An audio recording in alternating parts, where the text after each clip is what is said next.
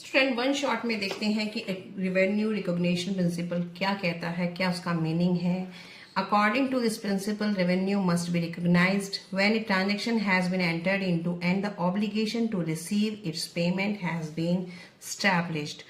It means according to this principle, ये principle कहता है जो रेवेन्यू है मस्ट बी रिकॉग्नाइज कब माना जाता है, जब उसकी ट्रांजेक्शन्स एंटर्ड हो चुकी हो, लेन देन हो चुका हो, and the obligation to receive its payment, और उसका जो पेमेंट है उसे लेने के लिए, उसको जो लाने के लिए लीगल आपकी वो होंगे ऑब्लिगेशंस, वो तैयार हो चुके हों। क्योंकि आपने अगर अपनी प्रोडक्ट को सेल कर दिया है तो सेल करने के बाद आप ये बन जाते हैं, आप लीगली ऑब्लिगेशंस कर सकते हैं कि अब आपको पैसा मिल जाएगा। ठीक है, वो पैसा बेशक आपके हाथ में आया हो या नहीं आया हो, आपको रिसीव हुआ हो या नहीं हुआ हो, लेकिन आपने प्रोडक्ट सेल कर दिया। ठीक है, आप अपनी बुक की सेल कर रहे हैं तो बुक सेल कर दी, आपने जिस डेट को सेल करी है वही डेट उसकी क्या हो जाएगी, रेवेन्यू रिकॉग्नाइज हो जाएगा, उसी दिन का आपका रेवेन्यू रिकॉग्नाइज हो जाएगा, बेशक आपने जो सेल किया है उस पर पैसा आपको मिला हो या ना मिला हो। ठीक है, ये बात आपकी क्या कहता है, रेवेन्यू रिकॉग्निशन प्रिंसिपल कहता है।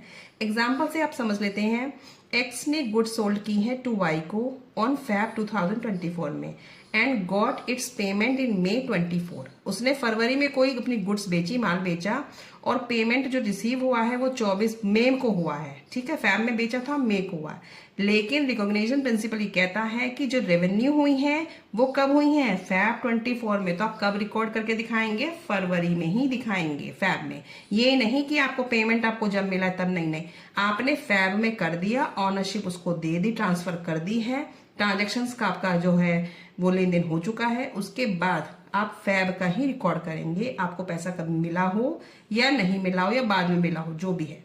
The date of sale as the legally obligation to pay the amount has been established on this date.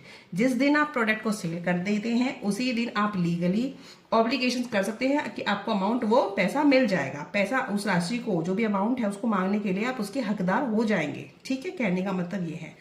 अब सेकेंड एग्जाम्पल और देख लेते हैं।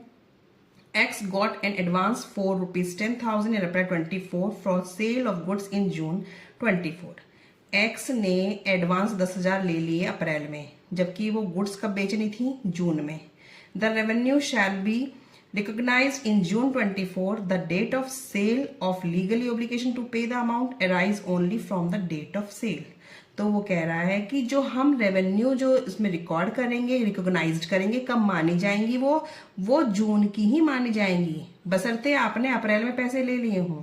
आपने एडवांस बेशक ले लिया हो, लेकिन हम रिकॉर्ड कब दिखाएंगे, जून।